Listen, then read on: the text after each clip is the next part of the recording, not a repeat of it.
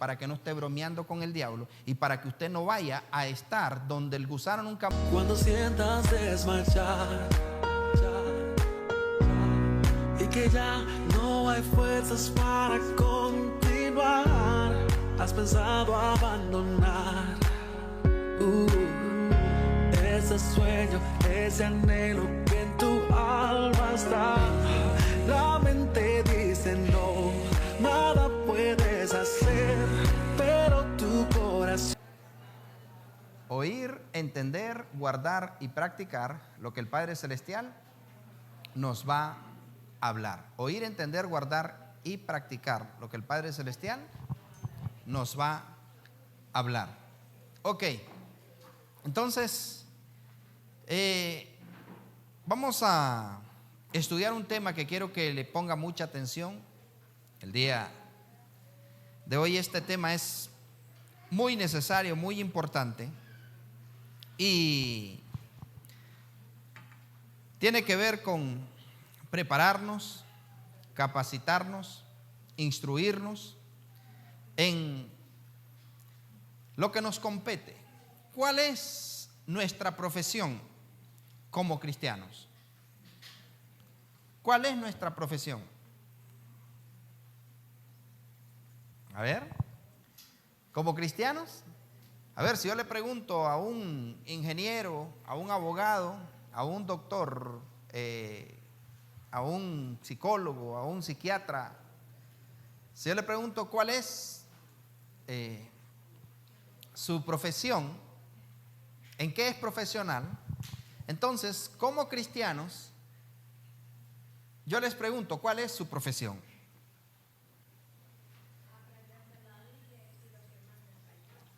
A ver, dice Perla, aprenderse la Biblia y buscar más del Señor. Llevar las buenas nuevas. ¿Cuál es su profesión? Usted imagínese a los espartanos.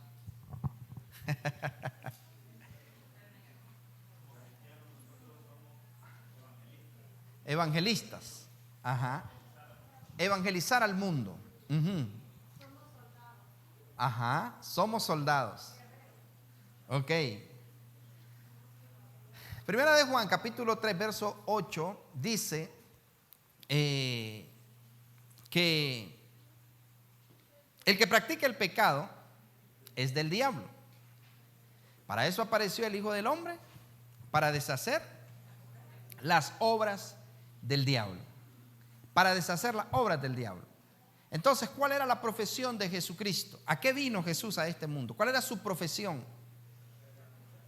Deshacer las obras del diablo. Dice Hechos de los Apóstoles, que es Hechos del Espíritu Santo.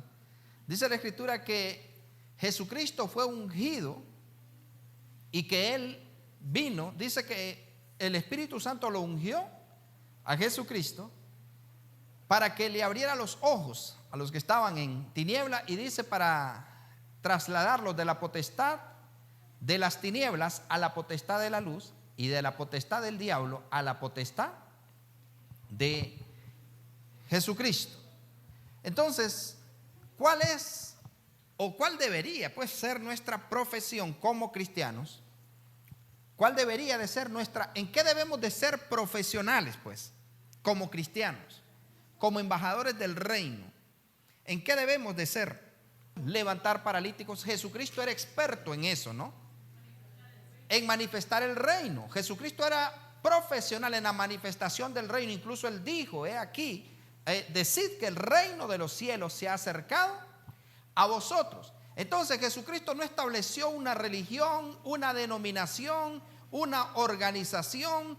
Jesucristo no estableció un concilio. Jesucristo no estableció ninguna bandera de religión, denominación, organización, misión. No, Jesucristo lo que vino a establecer a la tierra fue el reino de los cielos. Jesucristo estableció el reino de los cielos, trajo el cielo a la tierra.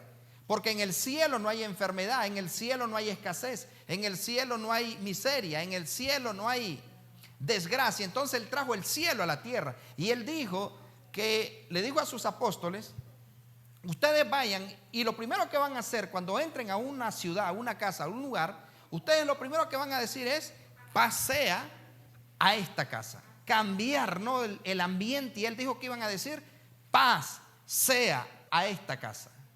Y decirles que el reino de los cielos se ha acercado a vosotros. Que el reino de los cielos se ha acercado a vosotros. Hoy en día tenemos organizaciones, denominaciones, religiones, tenemos concilios, tenemos organismos cristianos, y muchos son caracterizados nada más por el nombre, por el logo, por el uniforme y por X cosas, ¿no? Pero el reino de los cielos es caracterizado por señales, prodigios, milagros y maravillas. Señales, prodigios, milagros y maravillas. Porque el reino de los cielos, dice la Escritura, no es comida ni bebida, sino justicia, paz y gozo en el Espíritu. Justicia, paz y gozo. Entonces, el Señor no vino a establecer denominaciones, religiones ni nada de eso. Él vino a establecer el reino. Y el reino es luz. Vamos, diga: el reino es luz. No, así parece que fuera tinieblas. Vamos, diga: el reino es luz. Como soldados, diga: el reino es luz. Más o menos. El reino es luz. ¿Y qué pasa cuando hay luz? ¿Ah? Las tinieblas se van, son dispersadas, nadie tropieza, nadie se cae. Cuando el reino está, hay luz. Nadie es ciego, nadie es torpe. Cuando está el reino, nadie es torpe, nadie se deja dar a tol con el dedo cuando está el reino. Uy, pastor, ¿qué es esa palabra torpe? Dice la Escritura que vendrá ese día cuando lo conocerán a Él, y por torpe que sean, dice, no se van a extraviar. Ahí está en la Biblia. Dice que por torpe que sea, vendrá ese tiempo donde todos lo vamos a conocer. Otra oportunidad. Vendrá ese tiempo donde todos lo vamos a conocer. Amén. Eso, ahorita sí. Todos lo vamos a conocer. Y dice que ninguno va a preguntar quién es Jehová, porque todos me conocerán, dice él.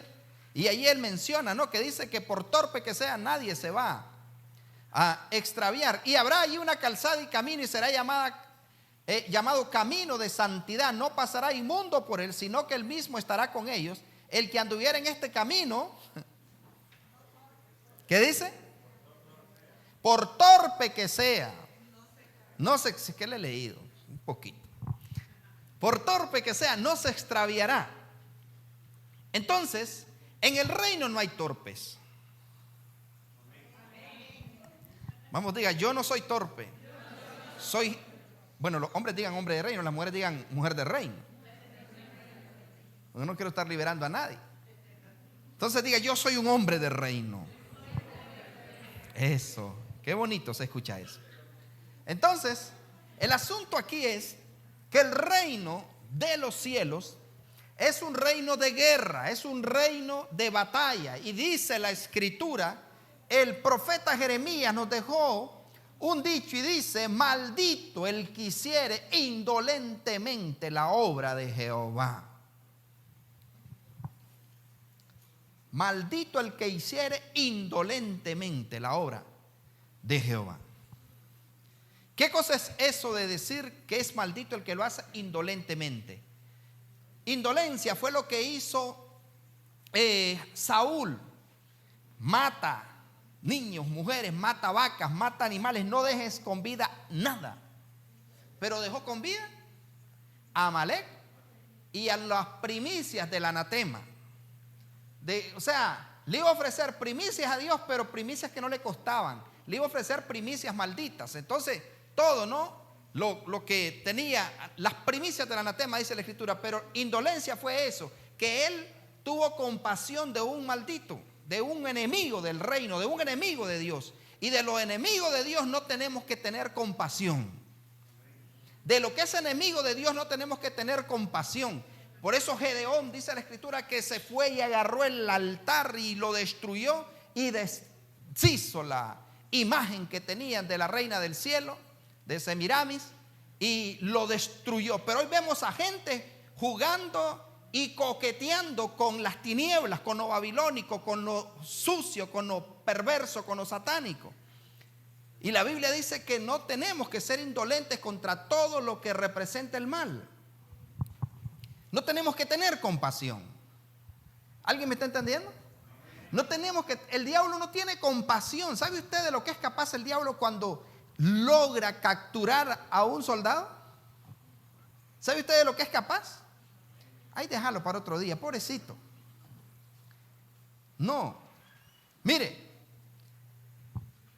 el enemigo, hay que reconocer que Satanás es un general experto en guerra, en estrategias. Es un buen general, experto en guerra, en estrategia, y entrena muy bien a sus súbditos. Y no admite errores. Pero Dios, nuestro Padre, es mejor general, es mejor poder dante máximo. Poder dante máximo. Es el mejor. Sin embargo, Dios nos tiene paciencia. Hey, Señor, es que no quiero subir esa cuesta. Y es que esa AK pesa. Es que esos tiros, esa mochila de tiros, Señor. Ah, bueno, está bien, descansa un rato. Dios es paciente, pero tiene límites. Sin embargo, el enemigo es asesino experto. ¿Escuchó? Satanás es asesino experto. Ese tipo no conoce misericordia ni compasión. Al diablo no lo asusta que alguien aparente ser cristiano. Él no le tiene temor a eso. No le tiene miedo a eso. Y él observa quién representa una amenaza para él y quién es su comadre y quién es su compadre. ¿Escuchó? Él sabe perfectamente quién representa una amenaza para él y quién es su compadre y quién es su comadre. Él sabe con quiénes se acuesta y con quién duerme y con quién se levanta. El enemigo es experto en lo que hace. Y por eso la escritura, Jesucristo dijo cuál era la profesión del diablo. Yo no estoy engrandeciendo al diablo porque ya quiero llevarlo a eso. Pero sí es bueno que usted conozca con quién está peleando. Es bueno que usted conozca contra quién se está enfrentando, para que no esté bromeando con los demonios, para que no esté bromeando con el diablo y para que usted no vaya a estar donde el gusano nunca muere y el fuego nunca se apaga, donde usted no vaya a heder azufre. ¿Sabe usted qué hacen los boxeadores profesionales antes de ir a una pelea? ¿Sabe qué hacen? Consiguen los videos para observar cuál es el fuerte y la debilidad de su contrincante. Ellos observan. Miran bien cuál es el gancho, cuál es la mano más peligrosa, cuál es el movimiento más peligroso, cuáles son. O sea, ellos ven y estudian a su contrincante. ¿Alguien me está entendiendo? Ellos estudian a su contrincante. Los estrategas militares meten infiltrados en los ejércitos contrarios, meten gente infiltrada para analizar, para observar quiénes son los peligrosos en el ejército contrario y quiénes son los estrategas y a quiénes van a ir, a quiénes van a derribar primero en la guerra. Entonces, en el reino de Dios, los cristianos han pensado que el reino de Dios se trata de una religión, se trata de una denominación, se trata de un concilio, se trata de una organización, pero el reino de Dios se trata de guerra. Y yo, a mí que me gusta leer y me gusta instruirme, me encontré con una frase hoy a las 4 de la mañana leyendo uno de los libros del doctor Peter Warner, y me encontré con una frase que me como que me explotó en el cerebro. Y se la voy a regalar, porque nos han vendido un concepto equivocado sobre lo que se trata iglesia. Incluso el orden que nos han dado los evangélicos y los teólogos evangélicos, el orden que nos han dado dicen que es así: Dios, familia, iglesia y almas. ¿Cuántos han oído ese término? Dios, familia, iglesia y almas. ¿Cuántos han escuchado ese orden? ¿Y cuántos manejan ese orden? Dios, familia, iglesia. Y no es así.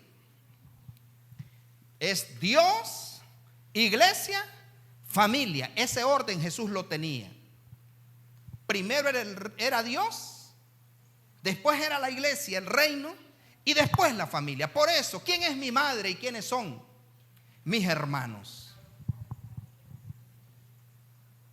Óigame, pero si no se llevaba bien con sus hermanos ni con su madre, ¿cómo iba a ir a predicar él? Ese es el concepto que nos han metido, ¿verdad? Pero si tu madre y tus hermanos, tu mujer, tus hijos, tu familia no quiere hacer la voluntad de Dios, que se vayan al carajo.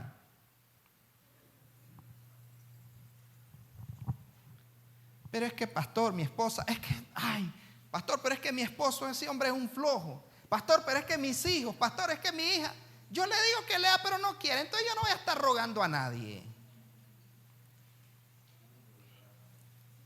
¿Verdad que eso es lo que nos... Y hasta agarran textos fuera de contexto. Si alguno no provee para los suyos, ha negado la fe. Pero Josué dijo: yo y mi casa serviremos a Jehová. Pero antes dijo: decidan ustedes a quién van a servir. Si a los dioses a quienes sirvieron sus padres, o a Jehová. Pero yo, dijo él, y mi casa serviremos a Jehová. ¿Había uno de la casa de Josué que le podía servir a otros dioses? Ninguno se perdió de la familia de Josué. Porque Josué dijo: todos los que están bajo mi techo, bajo mis órdenes, a todos los que yo calzo, yo visto, a los que yo les doy comida, a los que yo mantengo, le van a servir a Jehová.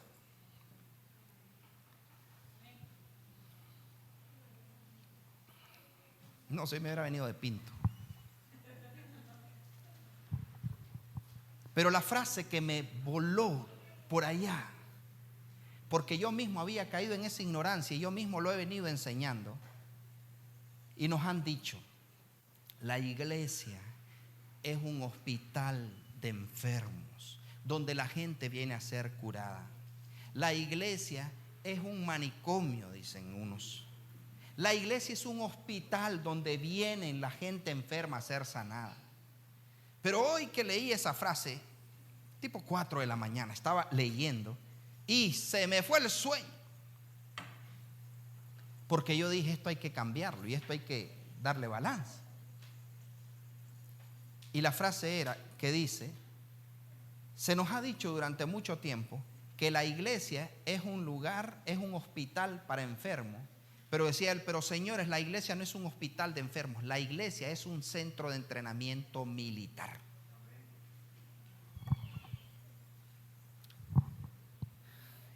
Y lo entendí también.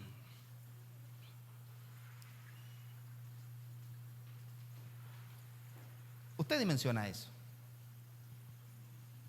Por eso tenemos un montón de flojos y blandengues dentro de la iglesia. Es que el pastor no me visita. ¿Vos crees que me ha mandado un mensaje? Tengo días de no ir. ¿Vos crees que me ha mandado un mensaje? ¿Vos crees que me ha llamado? No, cuando mandaba los diezmos, allí sí. Como me mantenía. ¿No es que yo estaba dando camioneta del año con los diezmos que mandaba? ¿O da? No, pero cuando...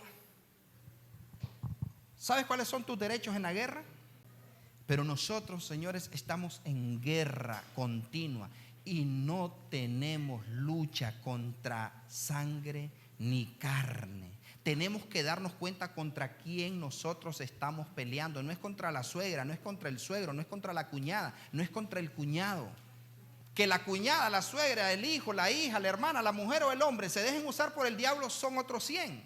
Pero va a depender de ti si tú dejas que ellos sean instrumentos del diablo para fregarte la vida. ¿Alguien me está entendiendo? Va a depender de ti.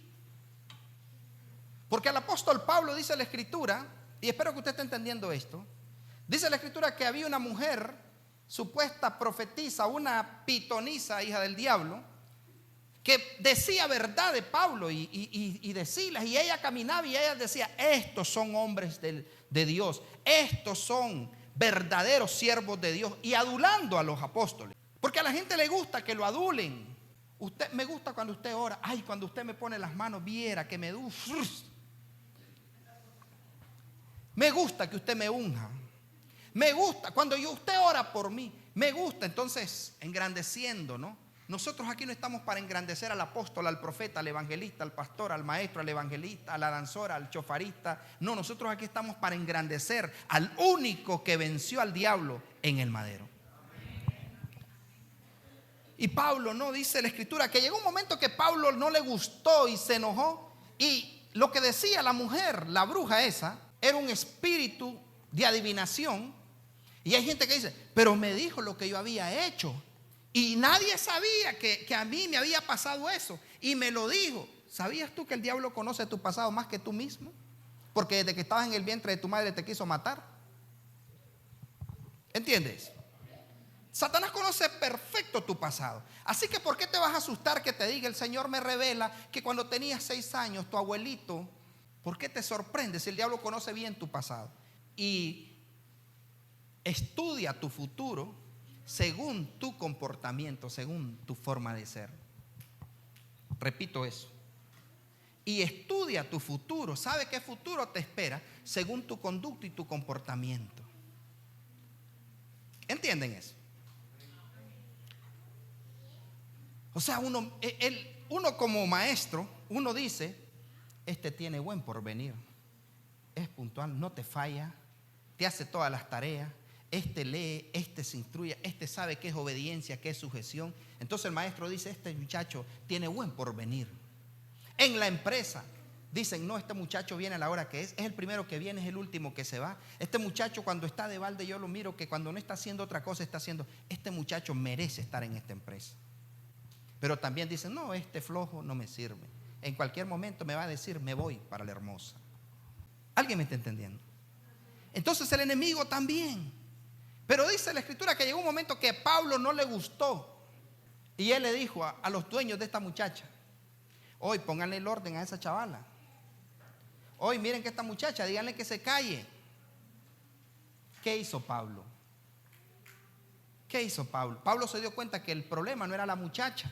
El problema era el que estaba dentro de la muchacha. El problema no es el esposo, es el que está dentro del esposo. El problema no es la esposa, es el que está dentro de la esposa. El problema no es el hijo, es el que está dentro del hijo. El problema no es el gobernante, es el que está dentro del gobernante. El problema no es el jefe, es el que está dentro del jefe. ¿Alguien me está entendiendo? Entonces dice la escritura: y esto hacía por muchos días, mas desagradando a Pablo, este se volvió y le dijo, ¿qué? Al espíritu: te mando en el nombre de Jesucristo que salgas de ella. Y salió. O sea, Pablo le hizo una sesión de liberación. Bueno, vamos a hacer el paso 1. Vamos a tener una sesión. ¿Y cómo fue que entró? ¿Y cómo es él? ¿En qué lugar se enamoró de ti? Pregúntale. ¿Verdad que no? ¿Qué hizo Pablo? ¿En qué momento salió? Al instante. Y hoy vemos nosotros gente: ¡fuera, espíritu! ¡Fuera! ¡Suel! Y ni se mueve. Ahora, sal, fuera, sal, fuera. No, si es fácil emocionar a la gente. Pero el asunto, mis amados, ¿qué hizo Pablo? Lo echó fuera. ¿Y en qué momento salió? En ese mismo instante. Es que mire, es que hay espíritus que salen progresivamente, porque hay que irlos sacando por área. Dice que inmediatamente un rey, llegó el profeta, no recuerdo si fue Roboam, y el profeta le dijo: en este altar se va a derribar, y aquí le dices, en este altar van a quemar los huesos de todos los paganos, de todos los... Y vas a ver, le dice que esa palabra se va a cumplir porque se va a partir este altar. Y inmediatamente el rey, le dice: prendedle, tráiganmelo. Y dice la escritura que la mano se le puso, inmediatamente quedó como piedra. Jeroboam, cuando el rey Jeroboam oyó la palabra del varón de Dios que había clamado contra el altar de Betel, extendiendo su mano desde el altar, dijo: prendedle. Mas la mano que había extendido contra él se le secó y no la pudo enderezar. ¿Le faltó el respeto al profeta? ¿Y qué hizo el profeta? Ni siquiera habló, pero la mano. Y después le dice: ora por mí. Sí, porque hay gente que así habla mal del profeta y después: profeta, puede orar. Fíjese que tengo tal cosa, profeta. Pero me gusta esto. Dice que inmediatamente la mano se le secó. Y yo le pregunto, dijo el profeta: pero se te ha de secar la mano por haberme faltado el respeto. ¿Dijo eso el profeta? No. Hay gente que cree que tú le estás deseando mal, que tú estás esperando que le vaya mal y que tú declares que le va a ir mal y anulan cualquier palabra que tú les das. Por favor, si ninguna maldición viene sin causa, tienes que darle motivo. Le des buen motivo, te va a llegar la bendición. Y si no le das buen motivo, o sea, no es necesario que alguien te diga nada. Pero lo que yo quiero llevarlos, mis amados, es esto: que necesitamos entender que a la iglesia nosotros no venimos a que nos estén sobando. A la iglesia nosotros venimos que nos enseñen a deshacer las obras del diablo. A la iglesia nosotros venimos a que nos instruyan. Por eso lee, ora, ayuna. Debes de estar en la vigilia, debes de instruirte, debes de conocer, debes de entrenarte. Ay, no, pero es que ¿qué es eso? Entonces, necesitamos entrar en ese nivel de madurez y entender y tener claramente: no tenemos lucha contra sangre ni carne. El evangelio no es para estar entreteniendo gente. El evangelio no es para estar empujando gente. ¿De qué me sirve a mí que usted sienta escalofrío y que usted sienta que lo voy a desnucar poniéndole la mano y hoy vemos tanta locura? Y hay gente que incluso dice que ahí no está el Espíritu Santo porque no se siente nada. ¿Por qué? Porque ellos quieren temblar, ellos quieren quebrar las sillas, ellos quieren gritar, ellos quieren que ni siquiera son lenguas. Esas no son lenguas. ¿Y de qué me sirve a mí que ustedes comiencen Saramanda aquí, Saramanda allá y sigan siendo los mismos? Y yo no estoy en contra de las lenguas, yo hablo lenguas, yo interpreto lenguas del Espíritu Santo. Pero el asunto es que la gente hoy en día creen es que estuvo aburrido el culto. ¿Por qué? Porque nadie cayó.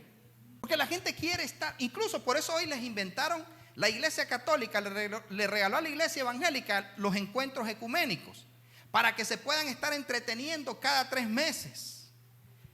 Y si no están yendo a un encuentro, preencuentro, posencuentro, tatarencuentro, si no están yendo, ahora le llaman retiro.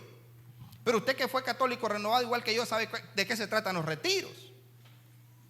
Y vienen peor porque después no se pueden afirmar. Cuando caen les cuesta levantarse y lloran y dicen: yo quiero levantarme, pero yo no sé qué pasa, porque te hicieron una transferencia de ecumenismo y de espíritus contrarios a la voluntad de Dios. Te llevaron a una regresión, a algo que no es de parte de Dios. Y si usted anduvo en un encuentro, hoy mismo usted renuncia a toda transferencia perversa que le hayan lanzado en eso.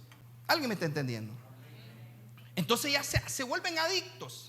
Primero van al encuentro, después van de servidores, después van de estorbadores, después van... Pero no hay transformación. Y es fácil llenar una iglesia entreteniendo a la gente. Bendito Dios por esos hombres que han abierto los ojos y han salido de ese asunto, de las faldas de la gran ramera, del ecumenismo y de las transferencias que le han hecho. Y aprovecho para decirle esto: si usted es uno de los que está aquí, anduvo en esos asuntos, usted primeramente pídale perdón al Espíritu Santo por haberse dejado manosear por un espíritu que no es el Espíritu Santo, y renuncia a toda maldición. Porque yo de primera mano he visto gente que anduvo en esos asuntos y nunca se afirman. Nunca se afirman. Se lo digo de primera mano, nunca se afirman. Y van a probar toditas las iglesias habidas y por haber, buscando sentirse bien. Pero a la iglesia nosotros no venimos a sentirnos bien. Nosotros venimos a aprender a deshacer las obras del diablo. ¿Alguien me está entendiendo? Entonces, el punto aquí es que yo decía verdaderamente que nos han mentido. Porque es cierto, eso nos han dicho, que venimos a la iglesia a un hospital. Y Jesucristo no llevó a la iglesia a gente a ser sanada.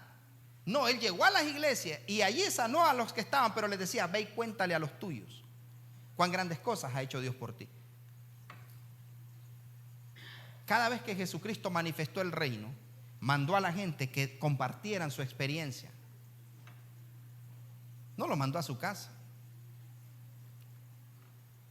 Pero a eso venimos a la iglesia, porque el reino de los cielos sufre violencia.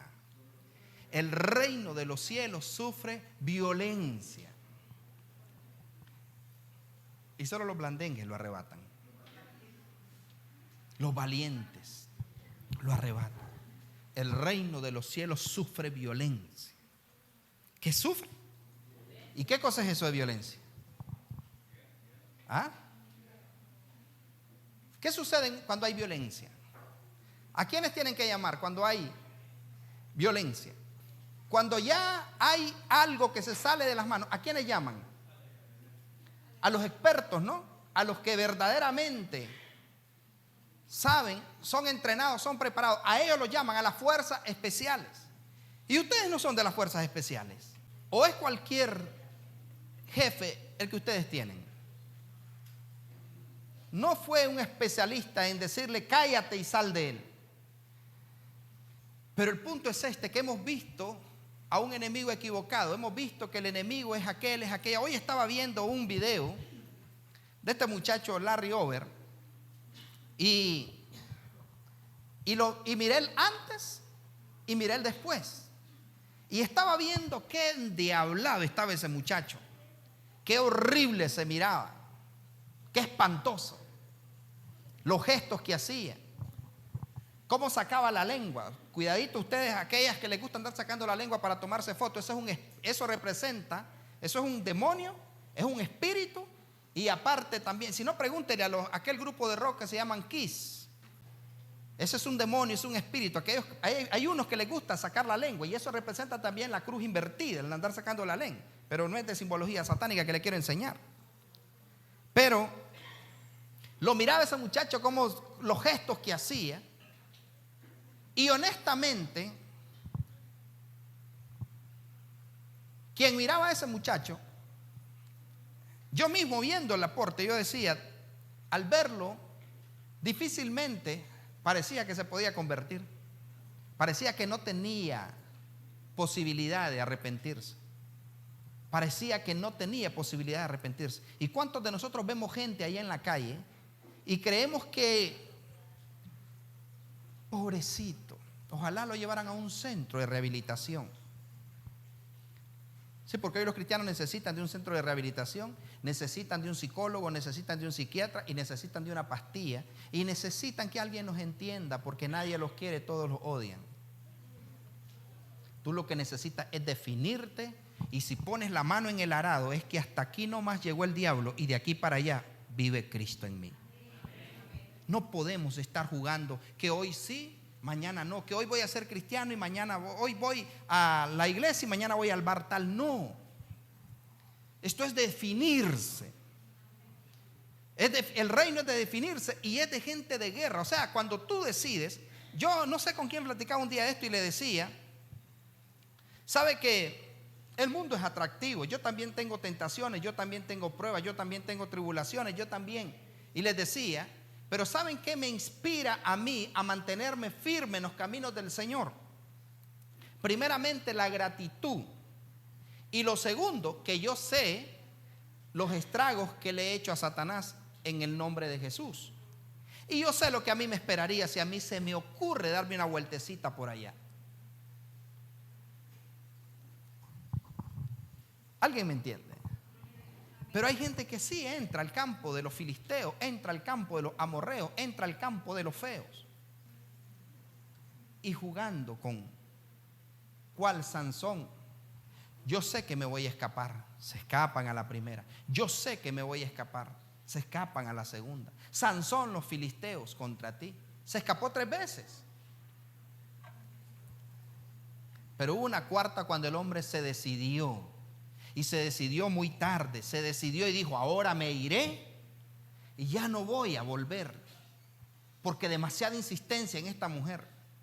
Pero cuando reaccionó y él dijo, ahora sí voy a dejar la pornografía, ahora sí voy a dejar la mentira, ahora sí voy a dejar la blandenguería, ahora sí voy a dejar. Cuando él recapacitó, ¿qué le sucedió?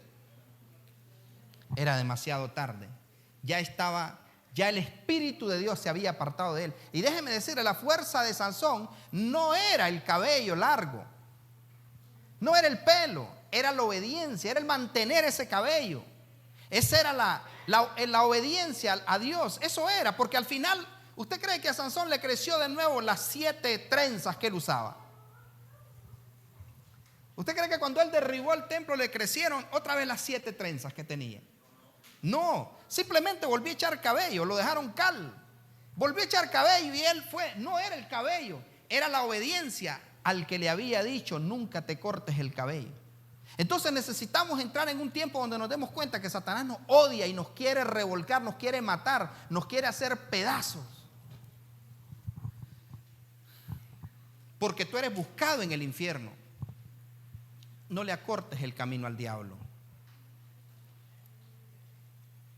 No le acortes el camino al diablo. Defínete y empieza a instruirte sin que te estén diciendo que leas. Tú tienes que ser un hombre y una mujer de Biblia. Tienes que ser un hombre y una mujer que te instruya. Si no sabes con qué se ayuna, búscate libros que tengan que ver con ayuno. Si no sabes qué es echar fuera demonios, búscate libros que tengan que ver cómo hacerlo. Lee la Biblia, compáralo, pero instrúyete. ¿Por qué el apóstol Pablo fue uno de los mejores apóstoles? Porque Pablo no solo leía la Torá, Pablo no solo leía la Escritura, Pablo leía de cultura, de poesía. Pablo conocía las culturas paganas y por eso es que tenía más moral para derribar las culturas paganas. Pablo conocía perfectamente quién era Diana, quién era la reina del cielo. Pablo conocía perfectamente quién era Euroclidón. Pablo conocía.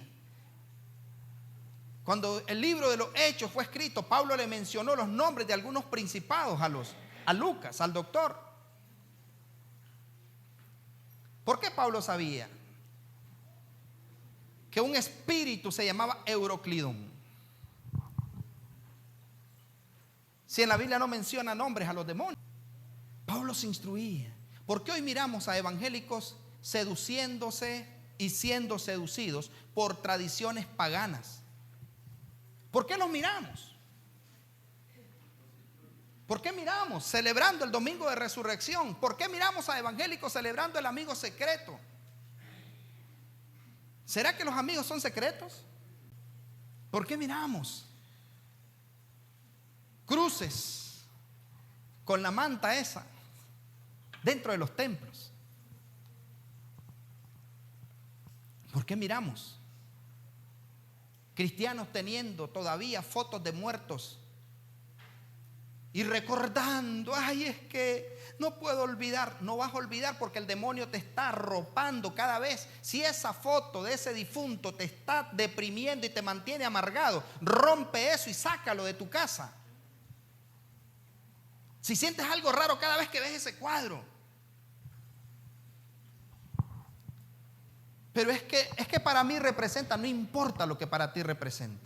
Por eso el Señor Jesucristo, por eso Dios prohibió las imágenes, porque las imágenes podían ser instrumentos para que el diablo posea la vida de las personas. ¿Entiendes eso? Es que ahí tengo el video de cuando lo iban a enterrar. Pero pastor, llevaba música cristiana. Tal vez en vida no le honraste y ahora quieres honrarle ya muerto. Y hay que tener mucho cuidado. Descansa en paz. Solo Dios sabe si está descansando en paz. Pero hay que tener cuidado. Pero lo que les quiero decir es que vemos a cristianos dejándose seducir por el mundo espiritual. Yo mismo se los he dicho en la clínica de salud mental. La mayoría de la gente que atendíamos para darles atención psicológica eran evangélicos. Llegaban a buscar salud mental. Por favor. Por favor. Yo no sé si usted tiene un psicólogo, pero yo les voy a decir una cosa. Yo mismo he atendido y he liberado a muchos psicólogos que estaban endemoniados. Pero Necesitamos que la iglesia se dé cuenta que Cristo es todo y que con Él está completo y que con Él el reino, si el reino está en ti, tienes que tener paz, justicia y gozo. Él tiene que ser tu todo.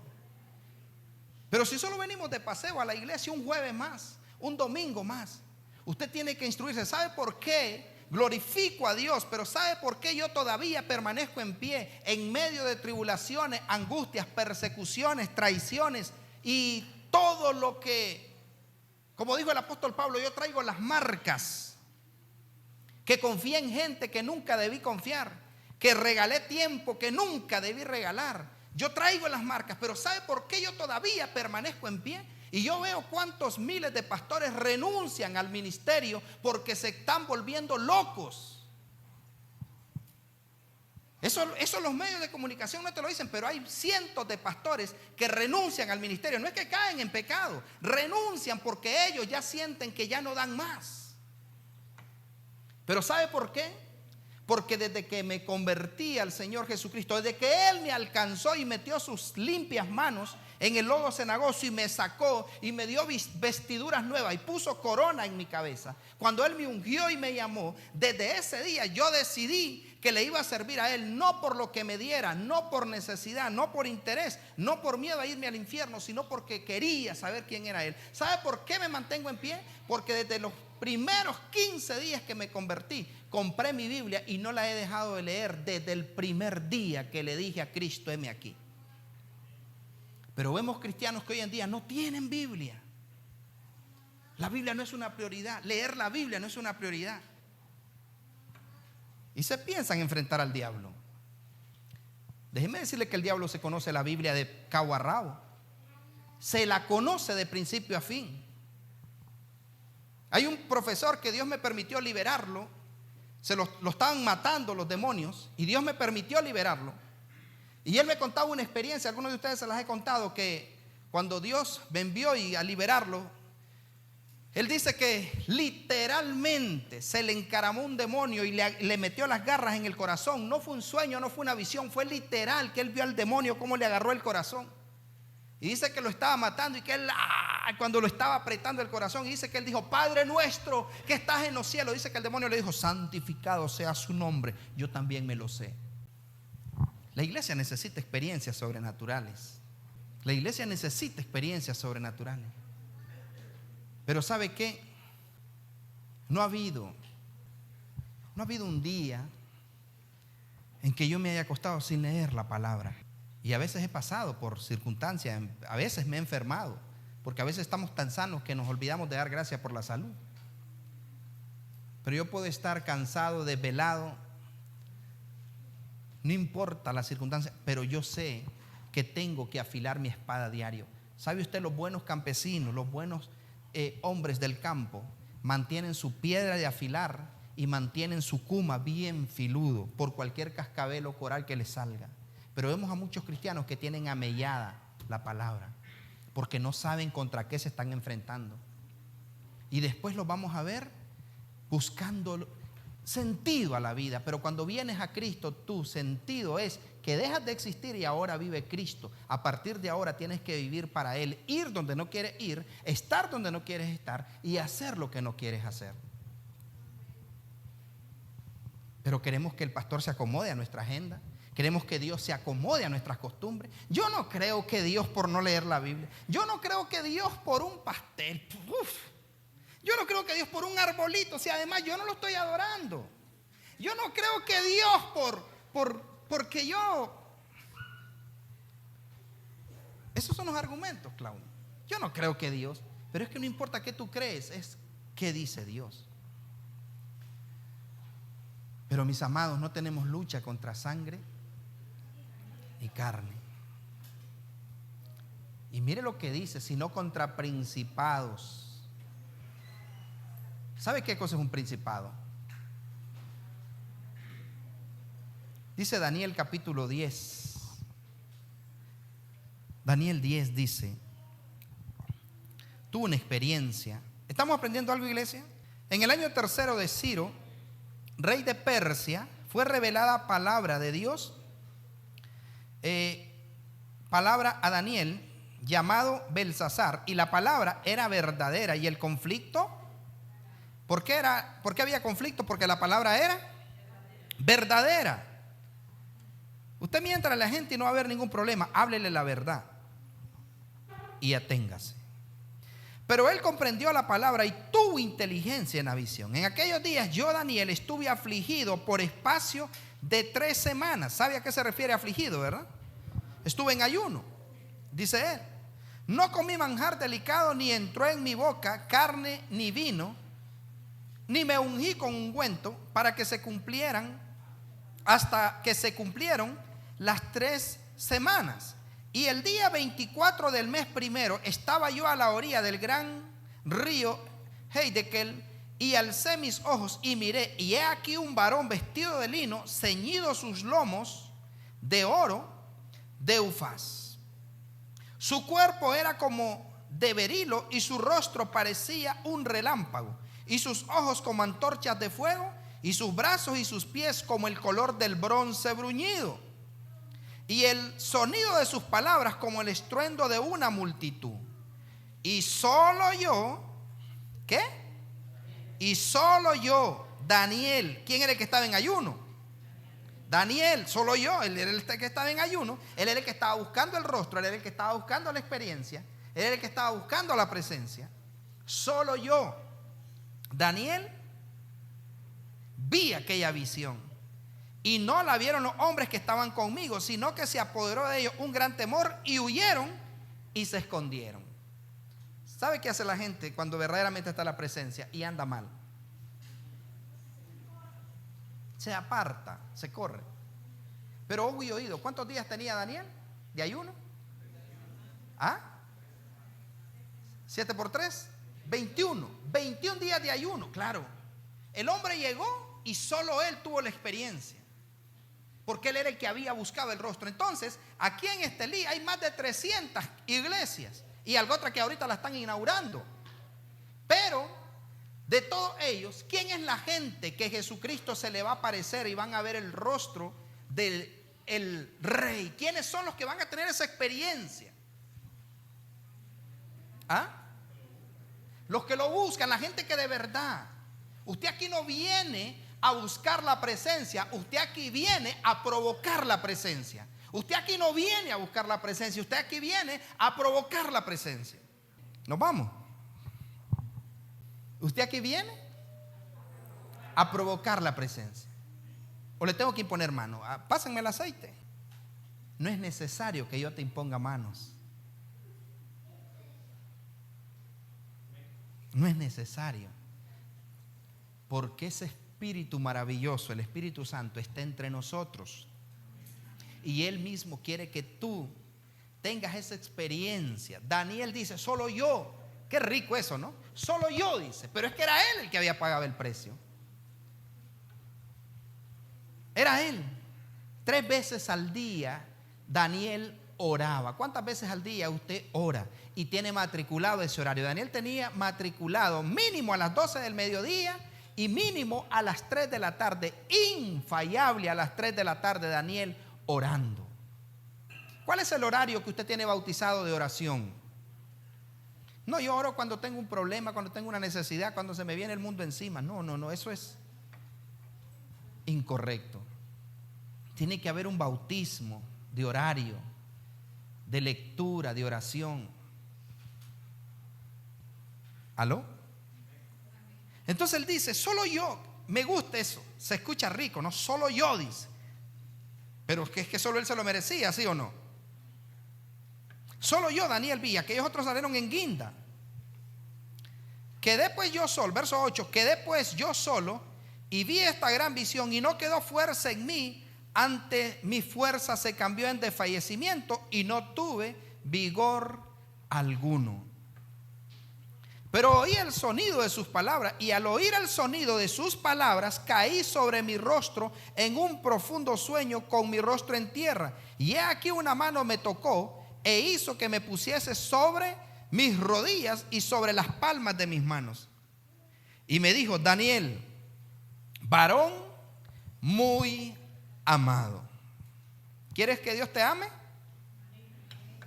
métete con él.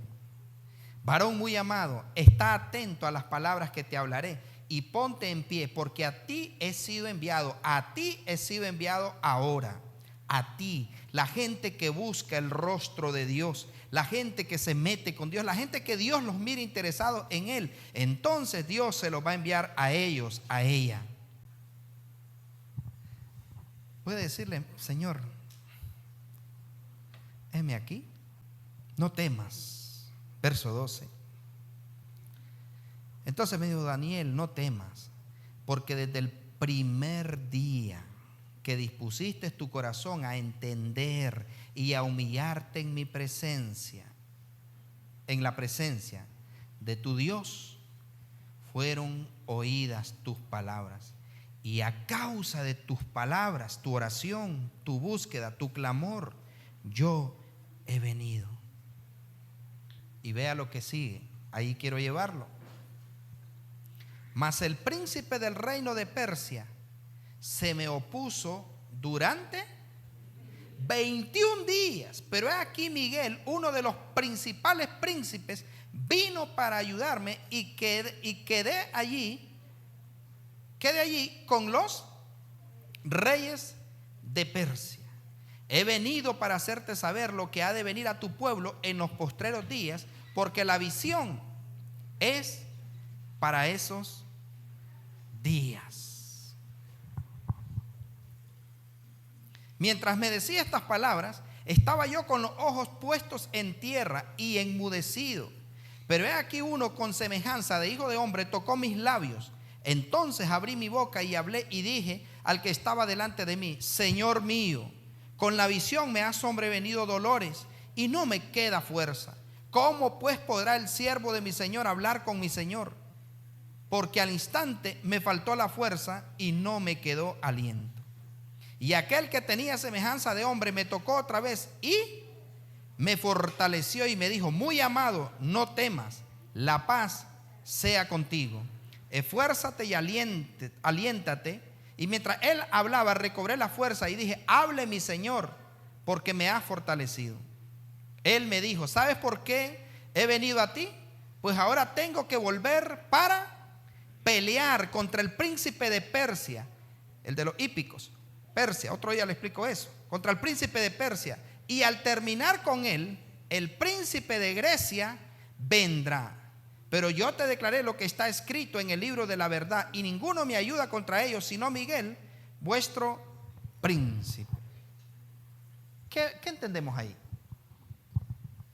21 días de oración y ayuno, y desde el primer día ya la respuesta estaba. Pero 21 días y la respuesta no llegaba. Y hasta el día 21 se le aparece Gabriel. Yo no me acuerdo, pero dice que me le aparecí. Hasta el día 21 se le aparece Gabriel y le dice a él: desde el primer día me dieron una orden de venir, pero se me opuso un principado. Se me opuso un principado que no quería que él recibiera la revelación, que no quería que él recibiera diseño, que no quería que él recibiera la instrucción. 21 días se le opuso, porque al diablo no le interesa que tú recibas revelación, no le interesa que tú recibas instrucción, no le interesa que tú recibas capacitación. Y a Daniel se le opuso 21 días y en ayuno y oración. Pero él no, imagínese que Daniel a la semana hubiera dicho: no, ya llevo 7 días en ayuno y no pasa nada, estoy aguantando hambre. De nada me sirve, tengo una semana de ayuno y no ha pasado nada. 15 días y no pasa nada. Pero Daniel, dice la escritura, que tocó el corazón de Dios. Y a los 21 días de ayuno y oración se le aparece, no cualquier cosa, un ángel directamente. ¿Sabe usted quién es Gabriel? Gabriel es el que está delante de la presencia de Dios día y noche. Y Gabriel es el que siempre, cada mensaje importante, es el que rompe los cielos y viene a la tierra. Yo no sé por qué me pusieron Gabriel. Es el que siempre el Padre manda. Es el mensajero. Cuando María, no era una revelación, una palabra, aquí fue Gabriel. Cada vez que había. Pero en esta ocasión se le opone el príncipe de Persia. O sea, el que tenía controlado todo Persia. el príncipe de Persia, se le opuso, o sea, no vas a ir, no vas a ir. Y sin duda lucharon. Pero como Gabriel tenía que ir a cumplir, entonces el padre le tuvo que mandar a Miguel. ¿Sabe quién es Miguel? Miguel es el general de los ángeles. Posiblemente Miguel es el que va a atar al diablo por 1000 años. Lo va a atar con una cadena y lo va a meter al abismo, dice la Biblia, por 1000 años. Pero tuvo que llegar refuerzo. ¿Pero qué hizo? Lo que quiero que vea es qué movió el reino de los cielos. ¿Qué fue lo que movió? ¿Qué hizo que los ángeles se desplegaran y vinieran a la tierra a traer el cumplimiento de la revelación? ¿Qué fue lo que hizo? La búsqueda, el pagar el precio. Pero muchos de nosotros no sabemos qué es ayunar. Ayunamos hasta las 12. ¿Qué le pasa? Hizo el ayuno. Se me olvidó. Es que había que hacer ayuno. Y quieres que Dios te muestre su gloria. Que se te olvidó el ayuno. Y atreverse a decir, danzoras hicieron el ayuno. Amén, claro que sí. Salmistas hicieron el ayuno. Sí. Porteros hicieron el ayuno. Sí. ¿Están haciendo el ayuno? Sí. Águilas están haciendo el ayuno. Sí, claro. ¿Por qué no? Necesitamos gente de guerra. Pero le voy a decir una cosa, la gente de guerra no son muchos. Por eso es que el Señor le manda a los oficiales y les dice, díganle al pueblo que los medrosos y pusilánimes se regresen, que se vayan, para que no contaminen al pueblo con su mediocridad. Lo han leído, ¿verdad? Que él dijo, los oficiales les van a decir, los que son miedosos, los que son medrosos y pusilánimes. O sea, si vas a estar en los salmistas, si vas a estar en las danzoras, si vas a estar en los porteros, si vas a estar en las águilas, si vas a estar en los chofares, si vas a estar, debes de leer, debes de mandarme un resumen, debes de ayunar, debes de estar en cierre de ayuno, vigilia, tenés que estar en aniversario, tenés que estar en vigilia de cierre de año, tenés que estar en esto. Si no, que te vaya bien, que te vaya de cualquier manera. ¿Lo tenemos? A ver, ingeniero, yo pensé que ya lo teníamos por acá. Los oficiales, Deuteronomio, creo que es 28, no recuerdo, no, Deuteronomio 28 no es. Deuteronomio, ahí sale. Pero la Escritura dice, entonces, necesitamos eso. Que no haya necesidad de que te tengan que estar dando un caramelo, castigo, recompensa, sino que tú mismo definas entrar en aguas profundas. Deuteronomio 20 es. ¿Qué dice? Y volverán los oficiales a hablar al pueblo y dirán, quien es hombre, medroso y pusilánime, vaya y vuelva hacia su casa y no apoque el corazón de sus hermanos como el corazón suyo. ¿Qué tenían que hacer los oficiales? O sea, antes de ir a la guerra tenían que ser claros y decirles, si no vas a cumplir con esto, entonces salite.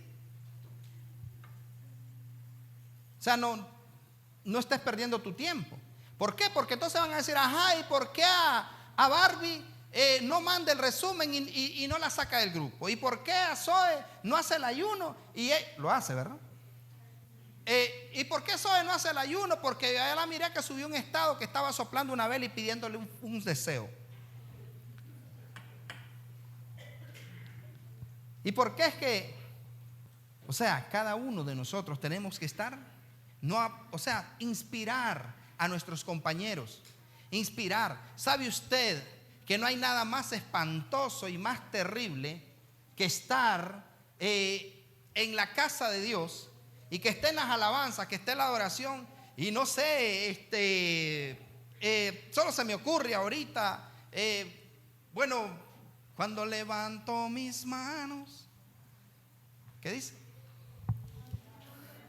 Comienzo a sentir cuando levanto mis manos. Pero imagínese usted, no sé, que la hermana Lastenia esté inspirada cuando levanto mis manos y que mire que tiene a la hermana Angelita a la par. No. Cuando sientas desmayar y que ya no hay fuerzas para continuar, has pensado abandonar. Es ese sueño, ese anhelo que en tu alma está.